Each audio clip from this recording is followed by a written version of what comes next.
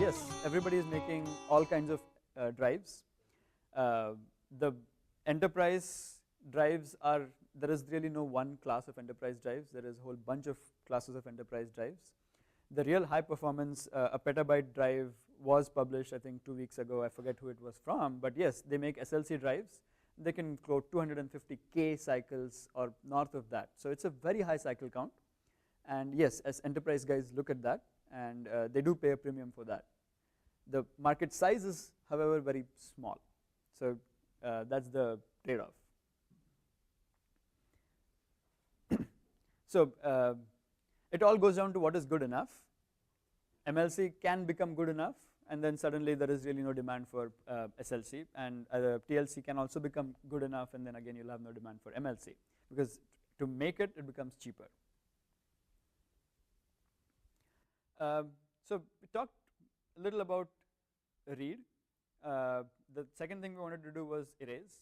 The name flash comes about because this technology, it is not bit erasable. You have to erase a whole bunch of bits in the same shot. It's good for parallelism, but it's very bad if you just want to do bit toggling kind of a thing. It adds a whole bunch of overhead that you really need to do. So the flash mechanism is very simple. It's by follow-Narhem tunneling.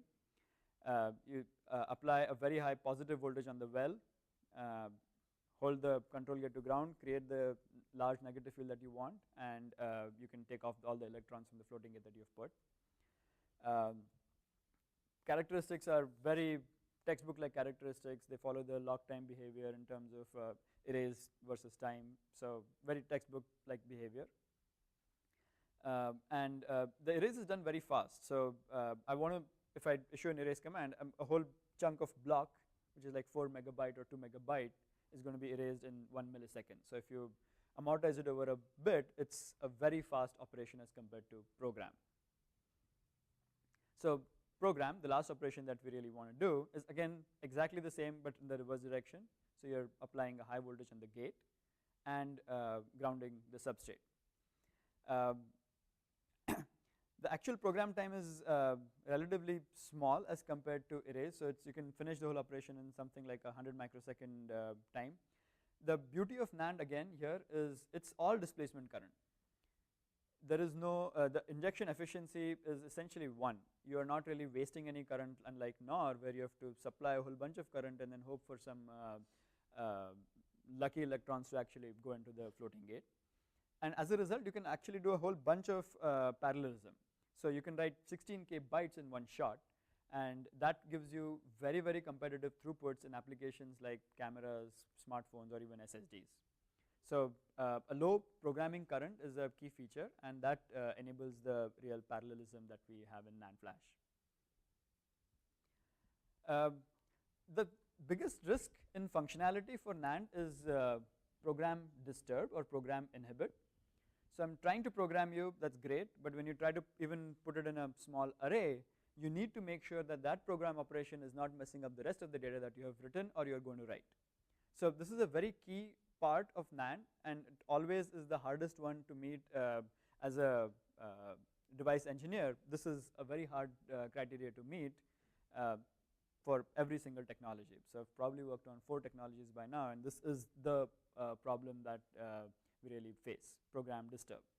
What do I mean by program disturb? So I'm trying to program this cell. The way I program is I have taken the programming word line high. I have made sure that the channel of the flash cell is held to ground by keeping the select gate open and the bit line grounded. So essentially I have the whole 20 volts sitting across the tunnel oxide, and I can program.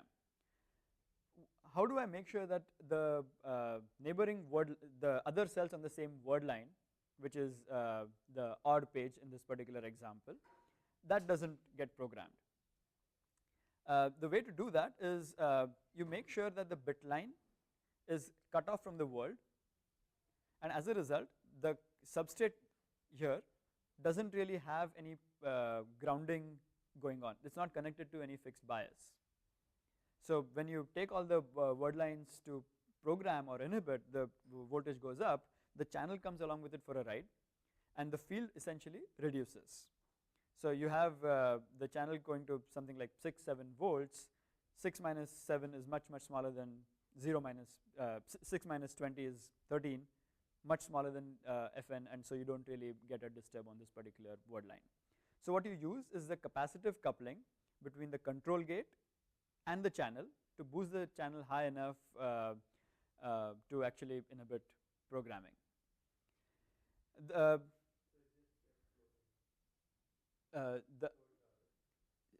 Yes, so essentially you're making sure that the bit line is floating, and it just goes along for the ride, and the only way it really the boost voltage goes down is through a generation recombination, which is our friend, which takes a long time because silicon quality is pretty good.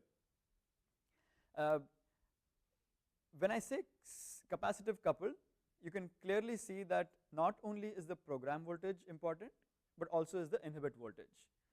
The larger voltages I use to couple it up, the higher this capacitive coupling is going to be. The more this voltage that I show, which is 6 in this particular example, that's going to be, and the better it is going to be for my program disturb.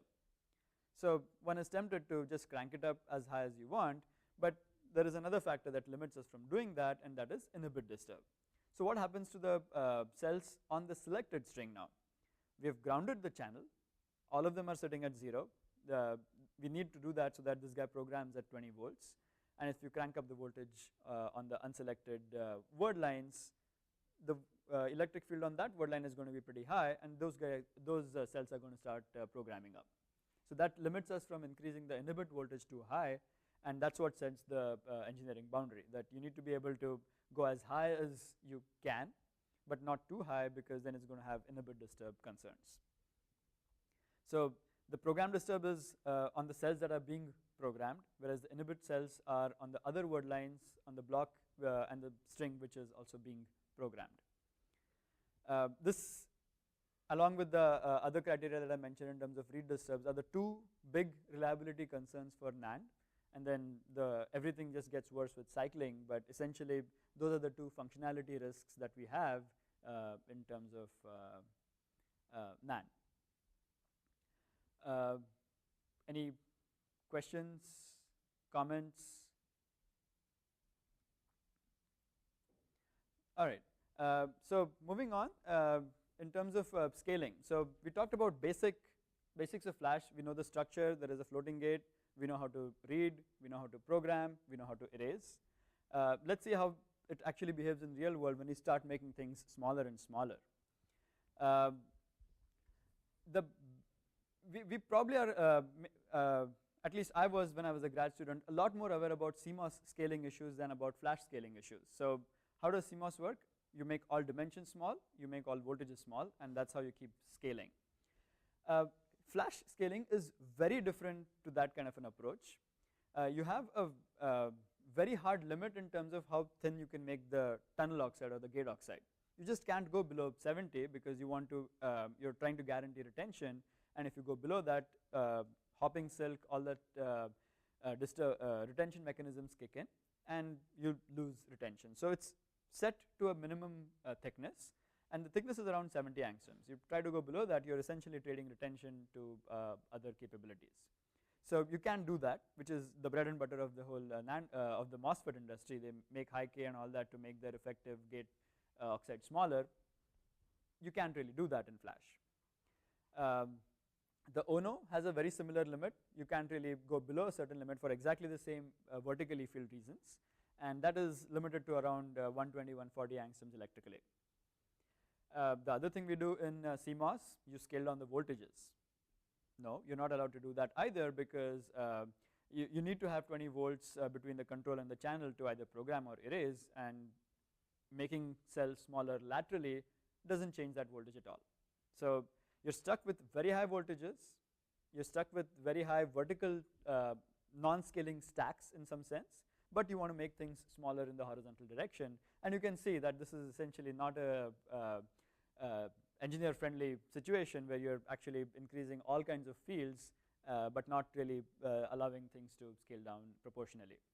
So limited voltage and oxide scaling essentially sets you on a very different scaling paradigm than what CMOS does for Flash. Uh, sorry, I didn't see that. Go ahead.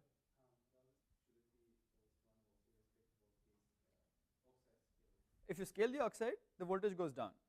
But bullet number 1 says, hey, don't scale the oxide because then you don't have any retention left. So you can go all the way, you can think of it like a continuum. If you go to 20 angstroms, it's essentially not going to have any retention, but your voltage is going to go down, and that's essentially what you can think of it like a it's a non-volatile memory. You want to say it's good for 5 years, but you need to be able to, and as a result, things just follow that you can't really scale the vertical stack at all, at least in the conventional CMOS sense. Good news, but we have been able to do that. So cell area has scaled 2x every generation for as long as I can show it on this particular plot. And it keeps the engineering minds very excited because every scaling node is that much more challenging. So if I can plot a challenge versus node curve, it's essentially, I would say it's logarithmic in the reverse sense, where it's really getting very hard to scale, and you need to be very creative to scale. I look at it as a good opportunity to be very creative and contribute very high. So it's been fun working on these kind of scale nodes. What are the key challenges? So we talked about qualitatively about the voltage scaling. What is there anything else? There are a lot of other challenges. The key challenge from a floating gate NAND point of view is the interference, cell-to-cell interference. So in a very early slide, I said that gate coupling ratio is very important, which means how much control the gate has over the control gate versus periphery. You can versus all the parasitics that a cell has. You can imagine that as things come closer, the parasitics are going to dominate over the control of the actual gate, and that's essentially what it boils down to being called as cell-to-cell interference. That really sets a pretty hard limit.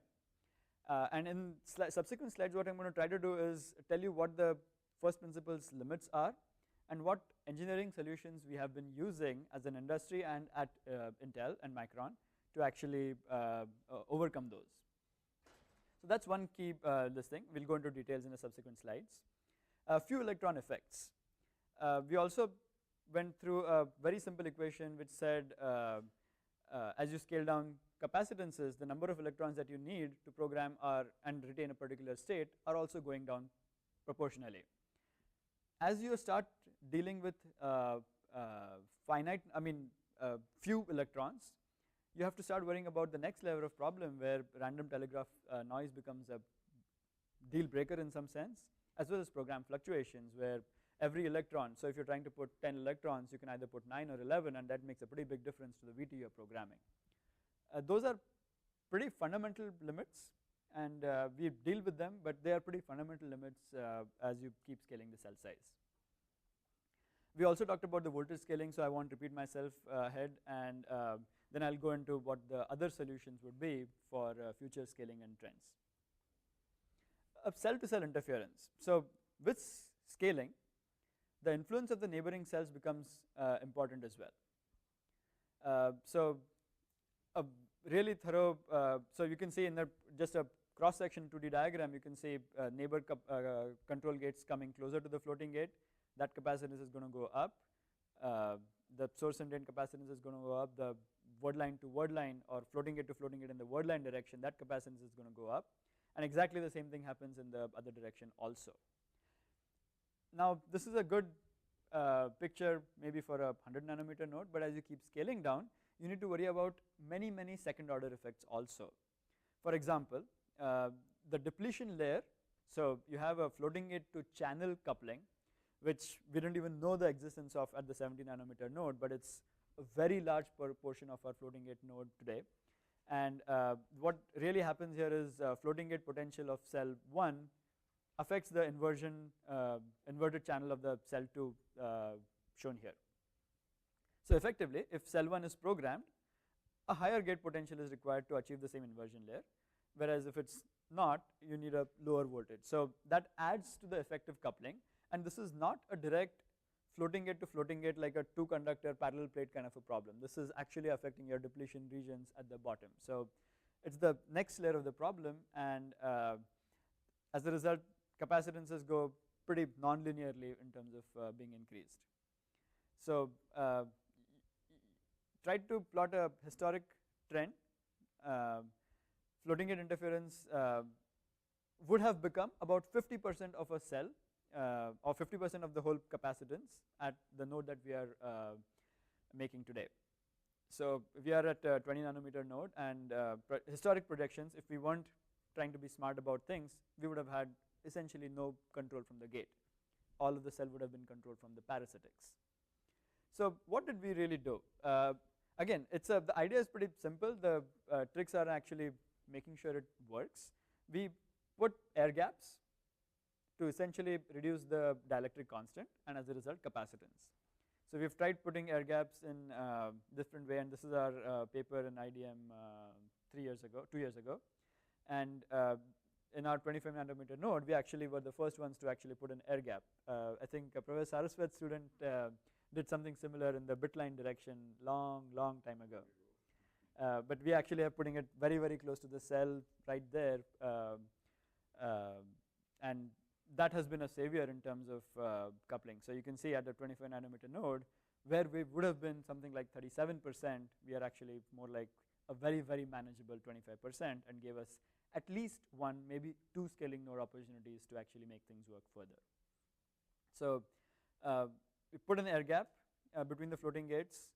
The other things that we do, which are not as visually impressive, but we do a whole bunch of floating gate thickness. So again, this is a parallel plate example. You make things as small as possible, and you reduce the coupling. And behind this, there is a whole bunch of algorithmic tricks that are also being played. So you want to make sure that you're doing programming in a way where you're minimizing the effect of neighbors being programmed. So we do a large amount of algorithm innovations also to keep our floating gate impact the same. So I can think of this as go and change the floating gate coupling in the first place, and then secondly, be smart about how you program things so that the impact for the same floating gate coupling is also optimized.